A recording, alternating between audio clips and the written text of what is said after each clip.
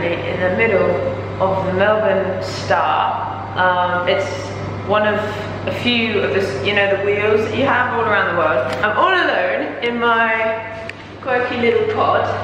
Look, and this is really cool. So there's the pod up there, and we're slowly going up. And there's a plane. Oh no, I missed my flight. What a shame. I'm just gonna have to stay here. It's my last day, my last full day in Melbourne, and it's been wild. I'm gonna try and see if I can talk you through what some of the stuff that's been going on, because I've noticed in my video editing attempts anyway, I don't know how filmmakers do it, and I'm not a filmmaker for sure. I need to hire someone. I wonder if I know a good filmmaker at all. So, what's been going on?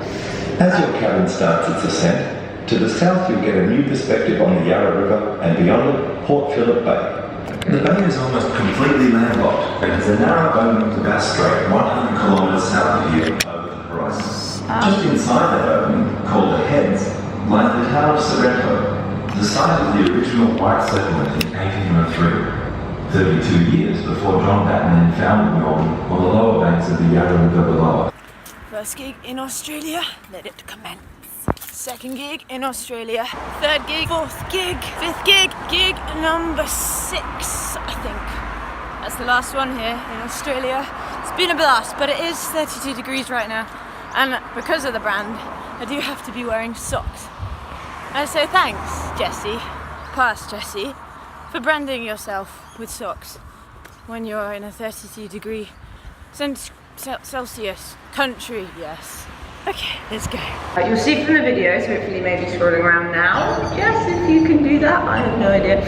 I went to the zoo, I've done loads of touristy stuff.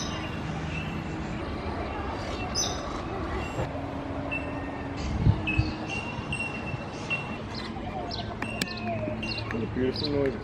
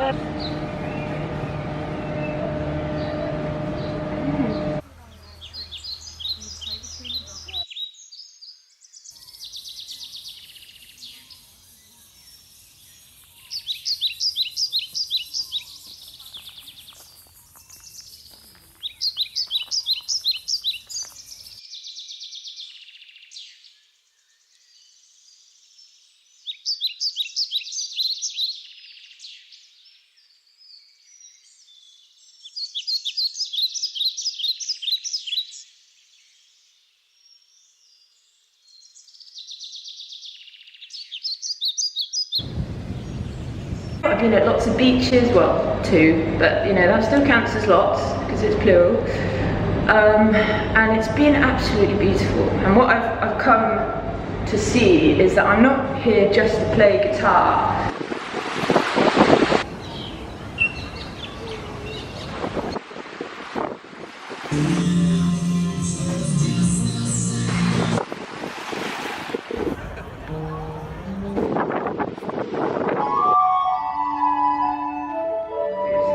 A lot of the reasons why I'm in Australia is to play guitar and to do gigs and to, you know, do all the music-y stuff. But actually I've met some incredible people through playing guitar, yeah, but also when I'm on trains. I've just gotten into conversation with the brilliantest of people.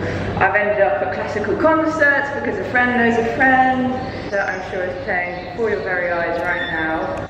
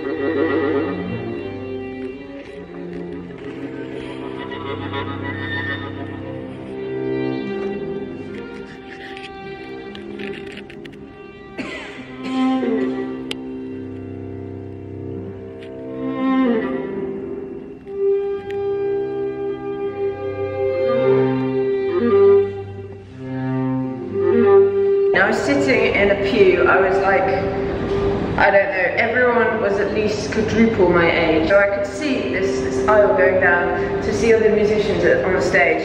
And at one point there was a violinist right next to me, one over there and another side of the chapel, which was tiny. It was probably just like double the size of this pod, the chapel's width. And then there was another violinist over there. Singers were coming down the aisle. There were recorders that sounded like birdsong. It was incredible.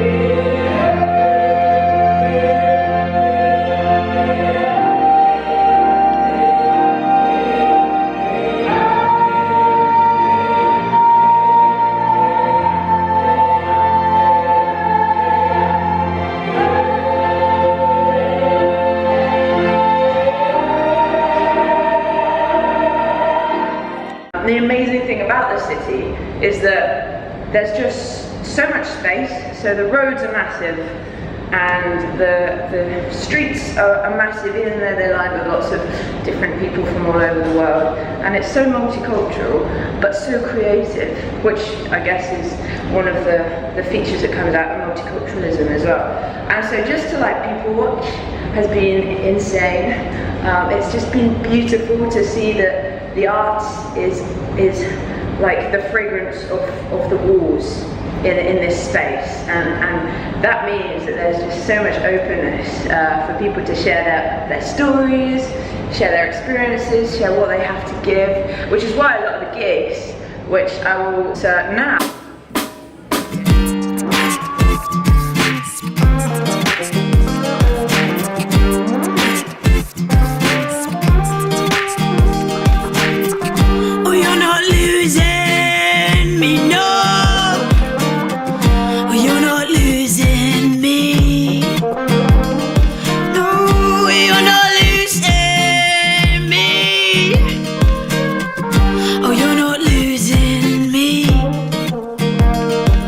to walk pretty far in the years that passed. I've seen plenty of things that you label as harsh. There've been times in the moments when I've questioned to say, if you were always there, would it always be okay? Have been phenomenal as well. I think my first gig was just a surprise. I didn't realise I was going to do it, but I got asked to. So I rocked up and there was this dog there, ended up jumping on stage with me, about the same size as Sparkle if anyone's met her.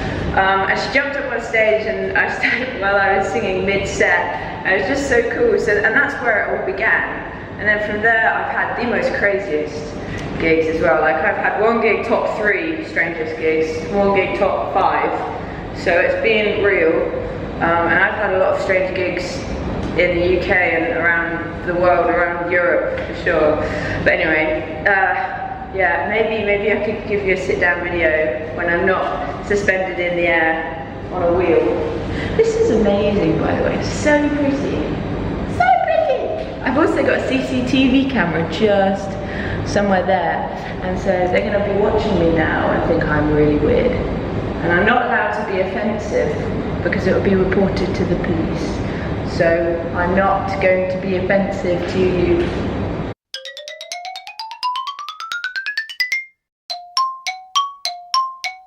And I ended up playing one gig at the venue, and I had some people join me who I'd known back when we lived in Afghanistan, and they invited their mates, but their mates came too late to see my performance. And I ended up going to their house after the gig, and we had a Thai takeaway. I did a full-blown acoustic gig for them, and it's just been about coming in and trying to let the situation unfold by itself and just be a part of that.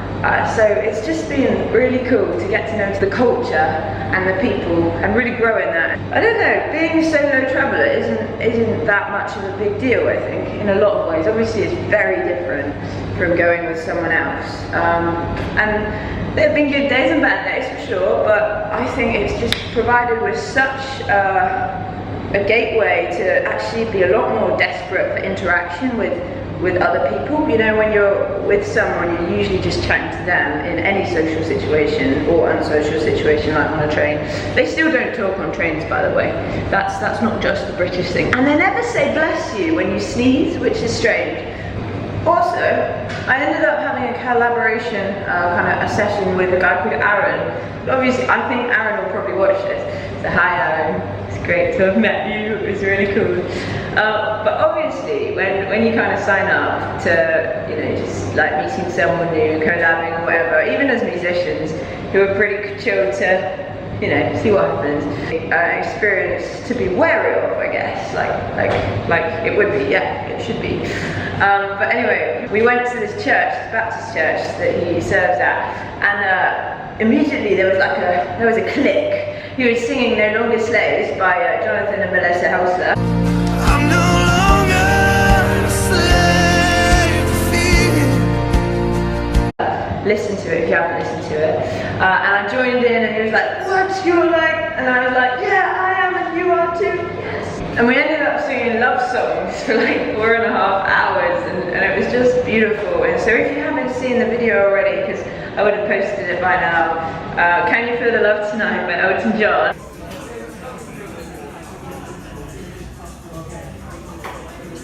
A bit of a hello to Lion King, coming out next year at some point, the stop motion picture. But yeah, it's a really cool collab, so check it out.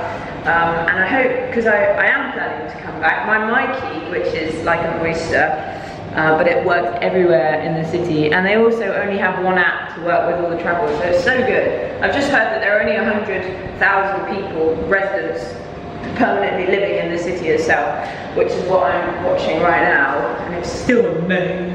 I wish you were all here, although I don't think we could all fit in this one pod. You can kind of collate around the whole life. Anyway, what was I saying? My Mikey still has some dollars on it, so I have to come back because they're staying there and I can't spend them all because I can't travel much else because I'm going on a plane tomorrow. So, you know, I just have to come back basically. Sols.